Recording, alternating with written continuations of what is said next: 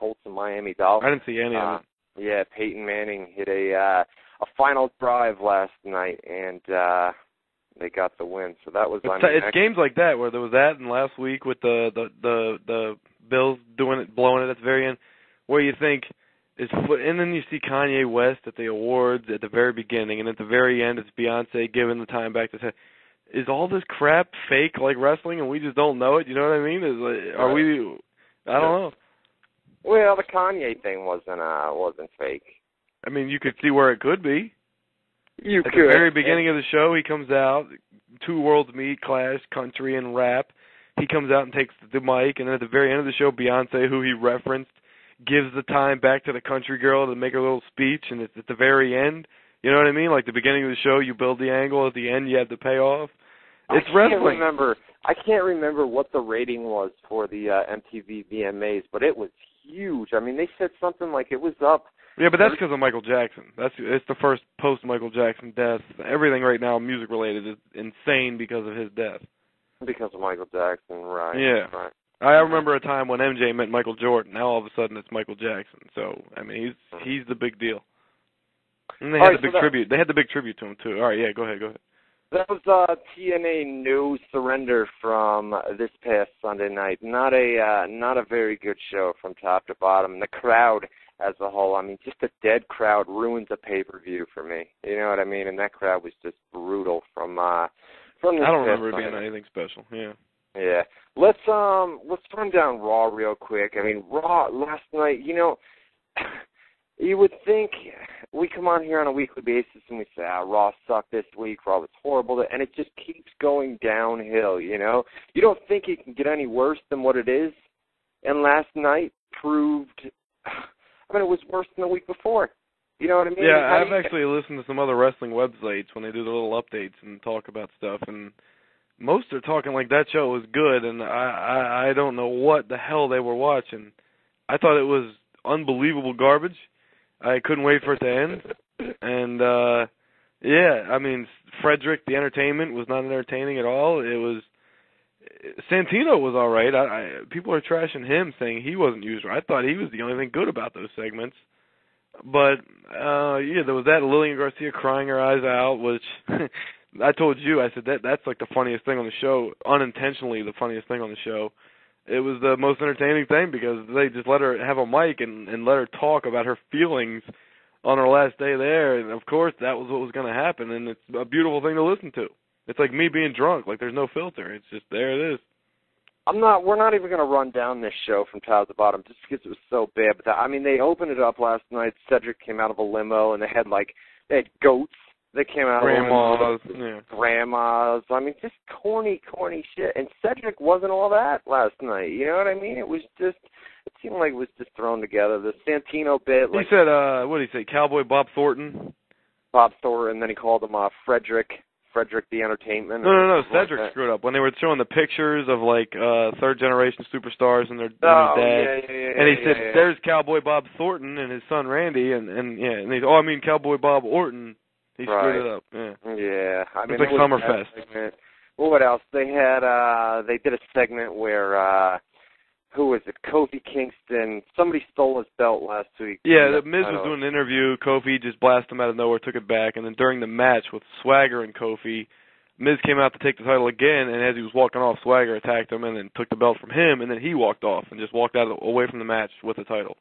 Right, we had a contract signing with John Cena and Randy Orton, which was, I mean, that's just classic corny Cena promo. You know what I mean? It started off classic Cena trying to be funny and just isn't, and then when he got serious at the end, I was like, I told you, like the last 20 seconds of that spot of Cena's verbiage, that was all you needed.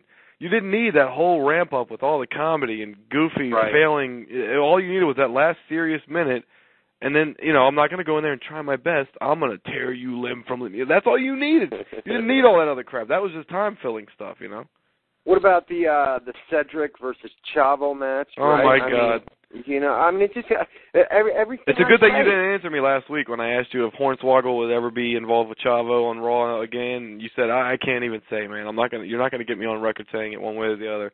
And it's a good thing because they came out just like Nacho Libre, Jack Black movie. He comes out in the leotard and the mask and the cape, Right.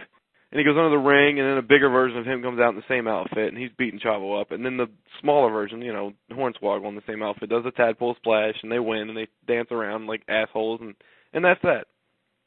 It was, I mean, everything that I bring up to you, it's like, oh God, every single thing on this show, nothing. Yeah, that's the classic example of if somebody was with you while you're watching it, you're cringing like, oh my God, I can't believe I'm watching this with another human being in my presence right now.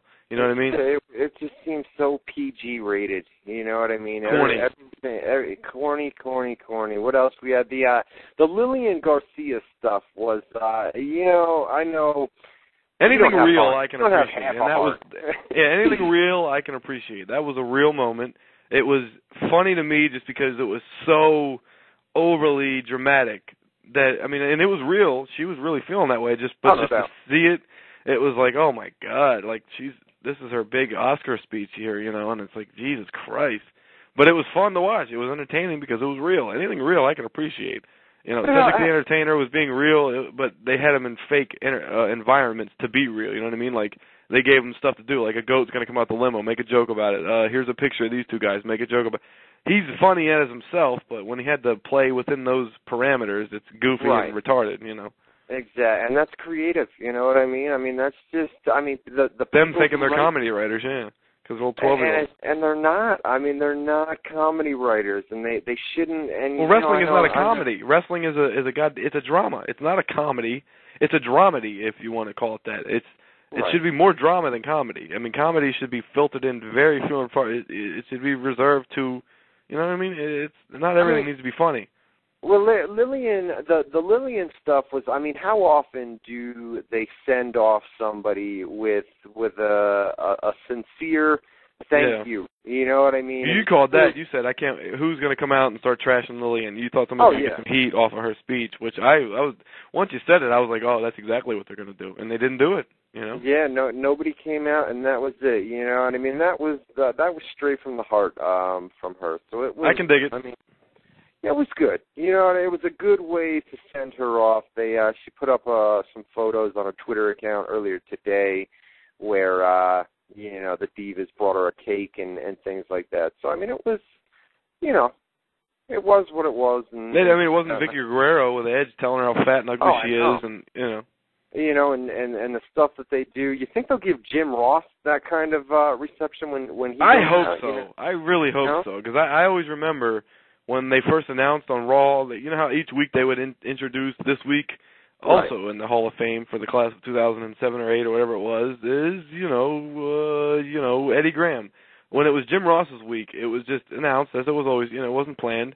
They just announced it to the crowd, and then he stands up and takes his little cowboy hat off, and he gets like this Hulk Hogan in Montreal or Hulk Hogan in Toronto ovation, and it lasted through the commercial break. You come back, they're still chanting JR and stuff. And it was all people appreciate Jim Ross. I mean, let's be honest. This guy was Lillian Garcia.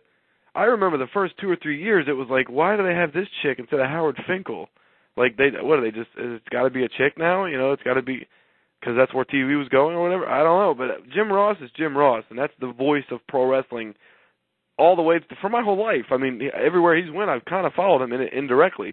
I was a WCW fan when he was their announcer. I was a WWF fan when he was their announcer. WWE fan when he was. He's been the guy calling the matches I've watched since I'm a kid. So, I hope they give him the proper send-off he deserves. I mean, I don't think we realize how much, depending, I mean, if they put the Fink in there next week and replace That would be weird, to go back to the Finkel after him. But Justin Roberts, they've got it. You don't realize how much a ring announcer brings to matches. You know what I mean? I mean, it adds a whole dimension. Yeah, it's a whole different feel to the show. She's your host. And she was, I mean, she was good in that role. You know what I mean? It'll be interesting to see what they do next week as a replacement for her. But I'll tell you what, she'll be missed. You know, she was a little more relaxed. Finkel's more of an uptight, and this match is for the, he's too. He takes it a little too, like Screech trying to be a fighter or something. It's like, what? Hey, let's take a quick commercial break. Let you unload. I gotta go to the bathroom immediately when this music starts. We'll take a quick commercial break. We'll come back. We're going to take your live phone calls. We don't have a lot more to talk about. We've got a little bit of news from this past week. UFC, man. That's right. UFC in hour number 2. Yes, we've got to Rampage. do UFC. We have to, dude. Rampage and Ultimate Fighter, please. Yes. We will. We'll do UFC when we come back from the break. Then we're going to do a little bit more wrestling. We're going to have SmackDown and ECW spoilers. Hopefully, they're down in Arkansas. I believe tonight they were in Little Rock. They were. They were there last night. Yeah. Yeah, they've got to be somewhere around there tonight. So hopefully, we'll have some SmackDown spoilers, some UFC talk coming up after the your calls break, and your phone calls as well. 724-444-7444. Call ID number 30273. Get to the live chat room right now, WZRonline.com/chat. You're listening to WZR Radio with Matt Boone and Ryan Clark. We'll be back right after this.